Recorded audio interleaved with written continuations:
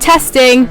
Hi guys, we're here at Derby Uni Freshers Fair with Driving Test Success. And we've got some questions for you students. Okay, so do you want to introduce yourself? Yes, hello, I'm the Derby Union President here at the Union of Students, University of Derby. How many times did you take to pass your theory test? I think it was 2 times, yeah, 2 times. Do you remember what app you used? I can't actually remember for the life of me. How many times did it take you to pass your theory? Once. Oh, but what app did you use? Do you know what app you used to pass your theory test? Do you know which app you use? I used a 4-in-1 thingy. If I show you a picture, It you was know. like 5 are on. Yeah, that's the one. Yeah, that's the one. Did you all use yeah. it? 3 out of 3 use it. Okay, perfect. Is it this one? Yes, it is. Yes, it is. We'll go yes. We're gonna go with yes. Yeah. Use this app for I you. think I did. Do you use this app for theory? Do you? That one. Anyone use that one? Did you use that one? Is it this one?